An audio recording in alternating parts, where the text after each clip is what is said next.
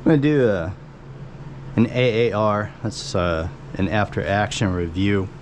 I got the new fuel tank installed in my Airstar International Mongoose, and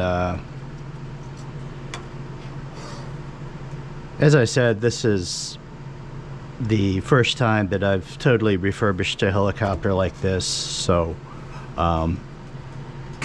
it's been a learning experience. So I ran into some snafus along the way with one mistake that I feel that I made was with the original fuel tank. I went ahead and drilled my holes in the new tank to the same diameter as the holes that were in the old tank, and I feel like that was a mistake. Originally, when I did this, I put the thinner black holes, and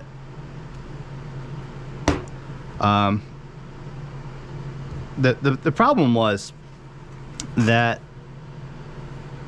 I just feel like these holes are too big. So, and it's really difficult to get these black grommets into those holes.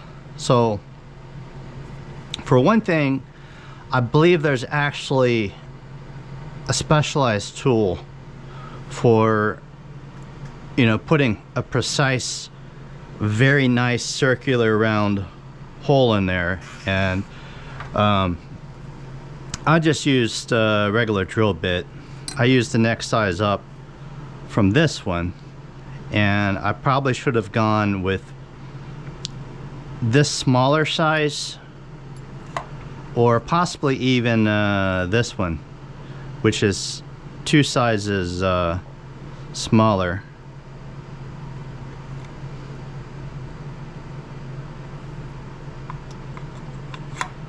So also, I'm thinking that it would have been better. I was trying to show this yesterday. The sides of this Nalgene bottle are rounded, and obviously you don't want to put the hole too far out with that curve. But you know, as it sits in there, you know, it's sitting in there like this. So as you're putting fuel in, when the fuel reaches that point of the air vent, it starts to come out the top, and it'll overflow and drain. So as far as the plumbing of this, you know, this is the inside of the fuel tank. This one here is for filling it. Then you have your clunk. Okay, so when I was you know, plumbing that and putting that in there, as I said, I originally had this smaller fill tubing. So the holes were just so big. The problem ended up being that anytime you do anything with liquids, you know, you're doing a plumbing job like this with a brand new fuel tank, you know, you need to do an integrity check, right? So what I did was I you know, filled it up with fuel, and much to my chagrin, when the fuel got to this level, fuel just started pouring out. It was leaking fuel like a sieve, and that was extremely frustrating. So I decided to go ahead and give it a shot with this thicker tubing. There's a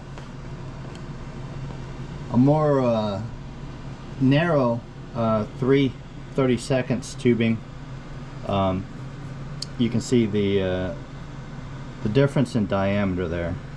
So my theory was, if I went with this thicker tubing, that would actually expand and push the rubber grommet out further. And I have to admit that it was a real challenge to do that, and getting it to fish through these rubber grommets, rubber nipples, was basically impossible. So what I ended up doing was I cut the tubing. I cut, you know, the whole side of it, and I just had like a real narrow sliver of it. So this allowed me to thread the tubing far enough through, and then I was able to get my needle nose pliers and you know, work it and pull it the rest of the way through. So you know, next time I you know, install a fuel tank like this, you know, I'm gonna try to order the type of tool that you need to you know, drill a very nice precise hole in the fuel tank. And the other mistake that I made was with the original plumbing, was the fact that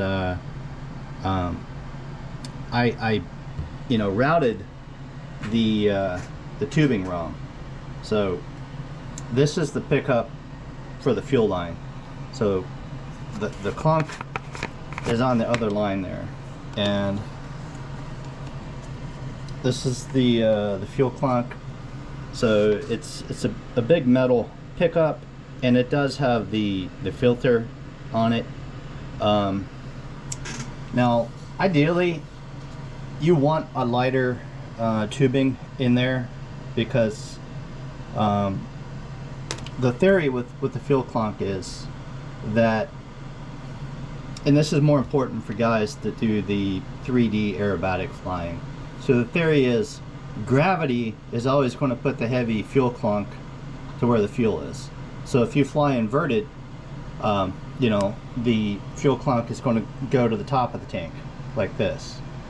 And you know, if you're, you know, flying with the nose 90 degrees straight up, it's going to go to the back, and I mean, it's going to be able to freely move around in the fuel tank. So wherever gravity is taking the fuel, whether that's the top of the tank, the front of the tank, the back of the tank, the fuel clunk has the freedom to move around. Now the more narrow fuel tubing is better for this, you know, because it's very flexible. It's more flexible than this. Now this was really too small to get over the end of the fuel filter. I finally got it on, but it was extremely tight. So that's the fuel clunk. And you know, as you can see, I have it like in there on the very bottom of the tank.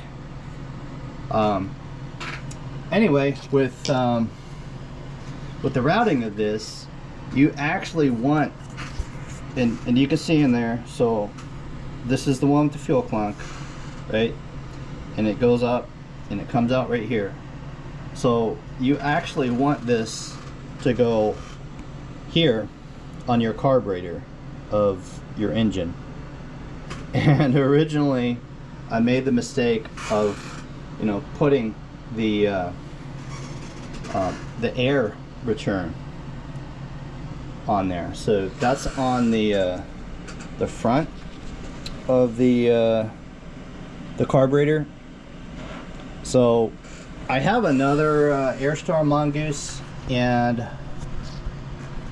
ideally I would have taken the other helicopter and looked at the fuel tubing on there to get the routing of that, and I caught my mistake. But it was a frustrating project because I had to take these rubber grommets out multiple times, and it's pretty much impossible to put the tubing in with the rubber grommet in the fuel tank, and it kind of kills your fingers. It takes a lot of pressure to push those down in there, but you want them seated really well and really tightly. I'm trying to show that